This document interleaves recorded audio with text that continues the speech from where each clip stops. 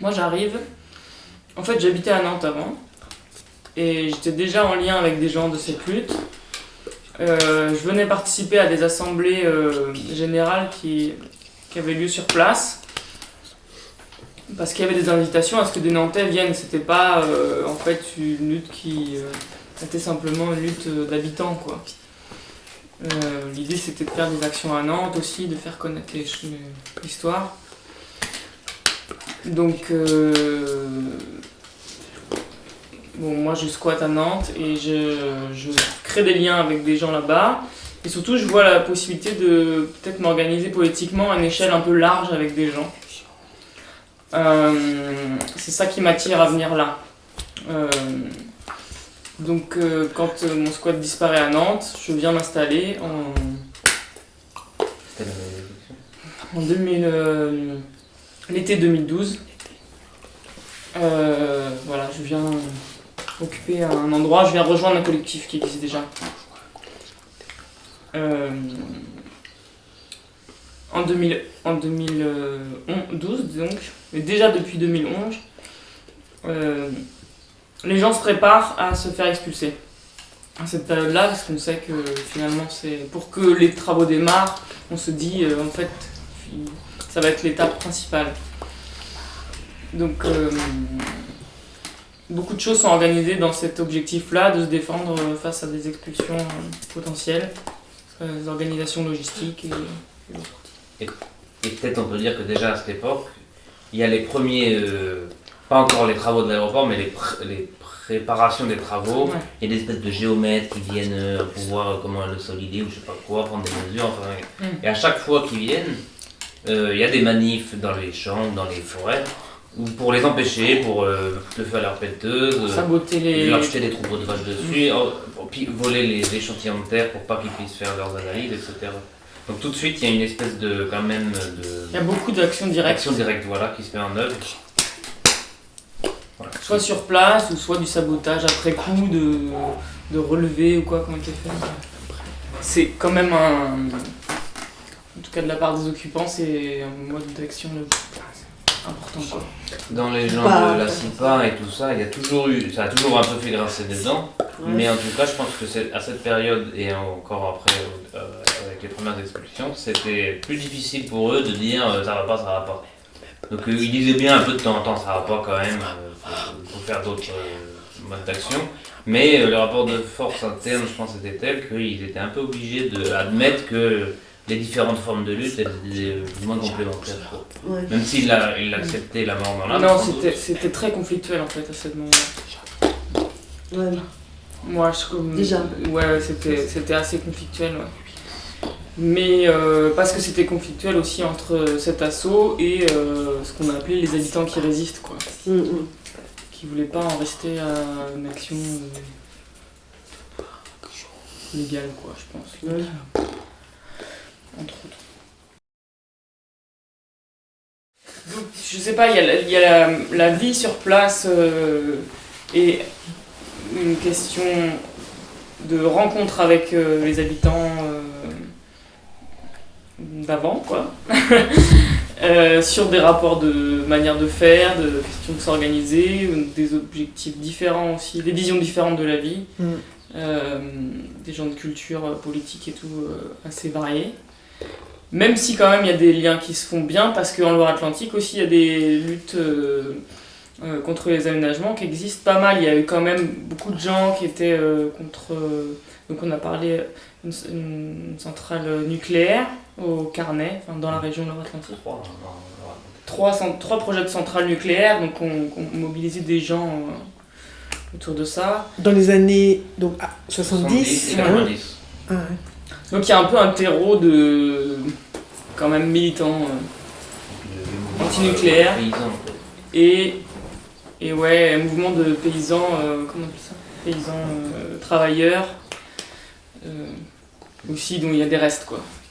Une tradition de lutte, quoi, qui est à la campagne, qui est hyper vivace dans ce département, quoi, pour plusieurs raisons. C'est un groupe politique, travailleurs paysans, paysans travailleurs, de la fin des années 70, de paysans pour dire vite qui se considèrent comme des prolétaires, comme des entrepreneurs, qui sont communistes. Ouais. Pour dire vraiment super vite. Ouais, il y a des gens avec qui ça marche bien et qui sont plutôt contents de voir peut-être un renouveau aussi de personnes avec qui s'investir et discuter de politique et tout ça, ça fait un truc. Après, voilà, ça marche pas avec tout le monde. Puis il y a aussi la question du coup des idées politiques et puis il y a la question de comment on s'arrange au quotidien sur l'habitat, se fréquenter. Comment tu t'arrives, t'es nouveau et tu déranges pas mes activités que j'avais jusque-là.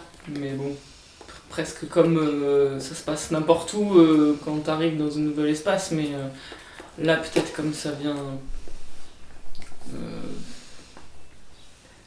les gens, c'est vrai, n'arrivent pas forcément avec une idée de venir faire des installations agricoles et c'est-à-dire vivre une vie un peu classique de ce bocage-là, quoi. C'est pas trop ça au début. Mais surtout qu'il est question de faire un aéroport à cet endroit, donc dans la tête de tout le monde, Ouais. là où il y a la forêt machin, ou la route machin, ou la maison machin, il y aura une tour de contrôle, une piste pour les avions, un parking géant de 50 000 places. Donc tout le monde ne se dit pas, tiens, je vais faire une ferme ici, on se dit, Ah oui. de toute façon, tu habites là et si tu arrives à tenir, c'est bien, c'est formidable, c'est même incroyable. Mais personne n'a en tête l'avenir à ce moment-là, quoi, l'après-aéroport, parce que on est dans la lutte contre l'aéroport, quoi. On ne pense pas autrement à ce moment-là.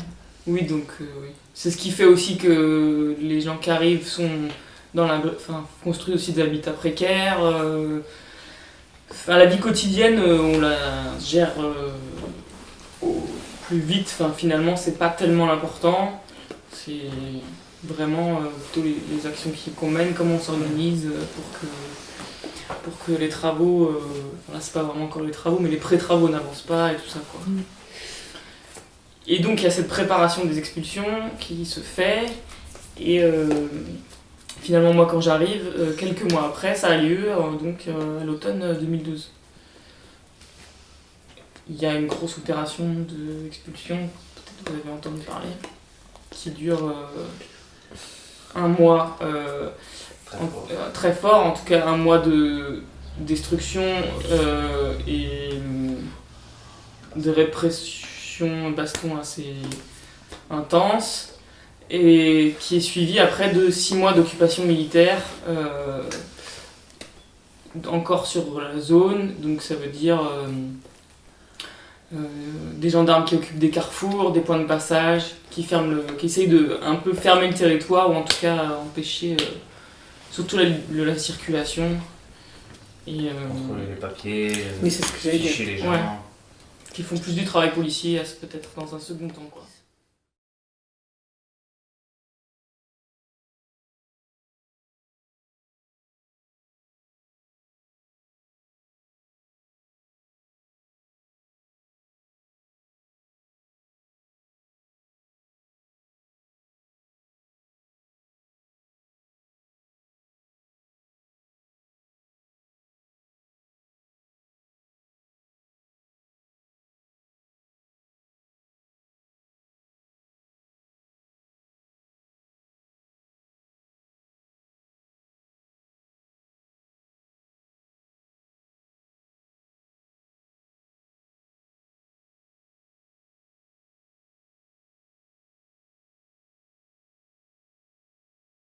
Ce qu'il faut dire en tout cas, je pense, c'est que du coup cette espèce de grosse vague d'expulsion avec peut-être 2000 flics, elle a suscité une réaction un peu incroyable des gens. Il y a plein de gens, mais vraiment des milliers de gens qui sont venus pour défendre cet endroit, donc défendre cette lutte et défendre aussi les endroits, refabriquer des cabanes, se battre avec la police, des hangars remplis de bouffe et de médicaments, de je sais pas quoi.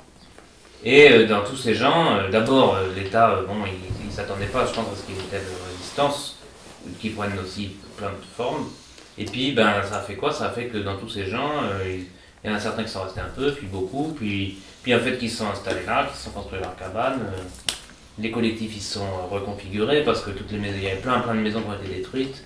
Donc les gens ils étaient quand même expulsés, ils n'avaient plus de maison, ils se réinstallaient les uns avec les autres en fonction des nécessités du moment, quoi. Mais ça a changé le nombre de gens en tout cas qui habitaient là, quoi. Ça a donné, je pense, une dimension nationale et internationale à la lutte qu'il n'y avait pas avant, en fait. Enfin, à une beaucoup plus petite échelle, quoi. Et on peut dire ça, populariser la lutte, la résistance. Là, je veux dire que ça donne une dimension internationale, plutôt dans le sens où les médias internationaux en parlent, c'est repris comme... voilà.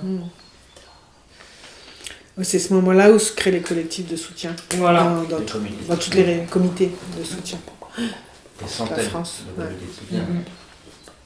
C'est un peu un truc de fou. Des manifs dans toutes les villes, tout le monde qui écrit Stop Vinci sur les murs, tous les trucs de Vinci dans toute la France qui se font cramer, coûter leur vitre, machin.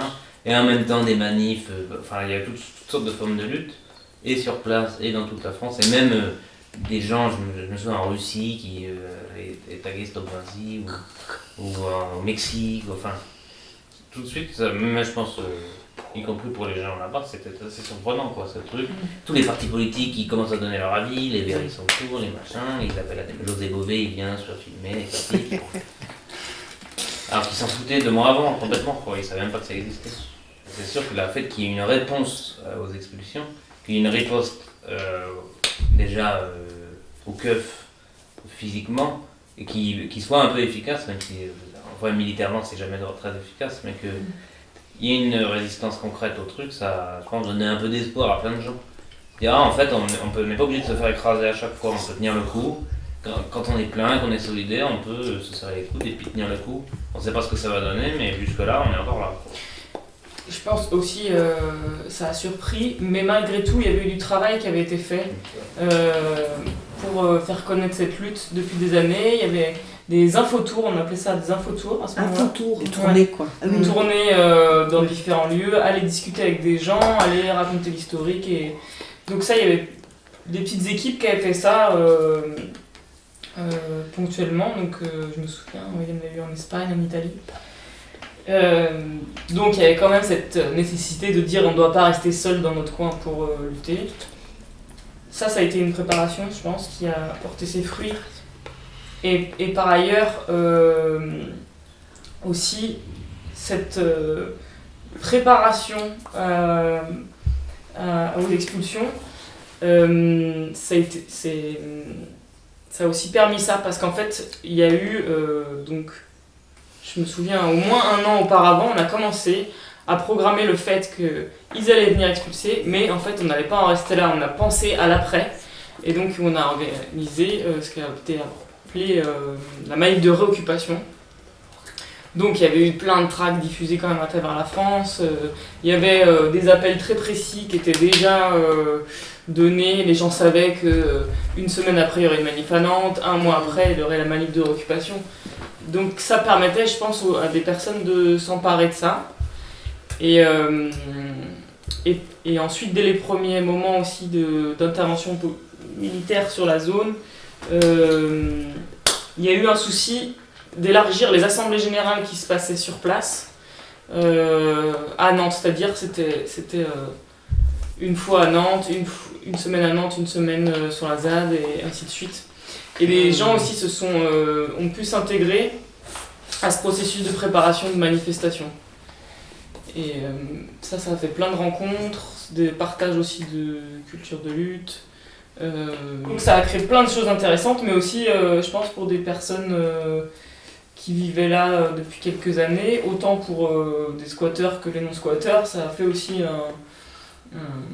un choc un peu, je pense, de se voir qu'il y a plein de gens qui amenaient leur propre préoccupation politique sur cette lutte, leur projection aussi de qu'est-ce que ça devait être, leur manière de faire. Et ça faisait exploser un peu aussi les espaces de décision et de discussion qui existaient auparavant. Elles étaient plus suffisantes ou efficaces, quoi. Donc ça a pas mal posé de questions. Et aussi l'arrivée de plein de nouveaux habitants a créé aussi des frictions.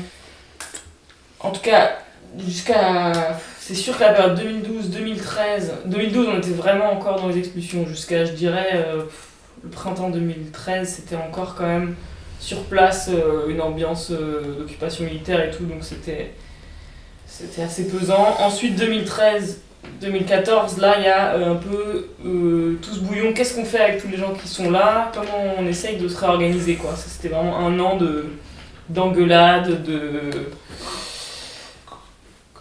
de gros bordel. Et de dépassement, en fait, de dépassement aussi de la lutte, ce qu'elle était, quoi, pour du bien et du mal.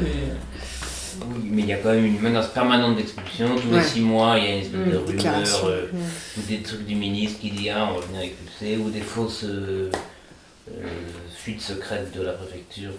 Donc il y a quand même toujours, tous les 6 mois, ou je sais pas combien, une espèce de truc qui vient, et ça se trouve ils vont revenir, et ça va recommencer, ce truc, jamais tranquille quoi.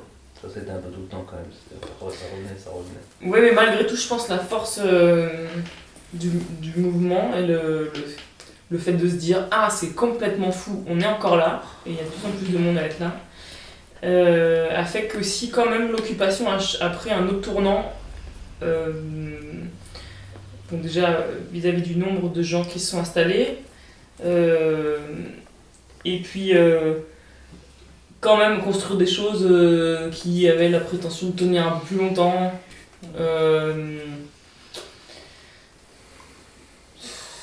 Je sais pas. Et commencer à faire de l'agriculture aussi un peu, des trucs. Comment on va subvenir à nos besoins aussi. Je pense vers 2014, c'est plutôt 200 ou 300 personnes. C'est difficile parce que les gens ils vont, ils viennent, il y en a plus. Ça passe à des centaines, c'est sûr. Ça fait des centaines, ouais. Moi, c'était un village, quoi. Enfin, je peux pas revenir. C'est un truc un peu comme ça, quoi.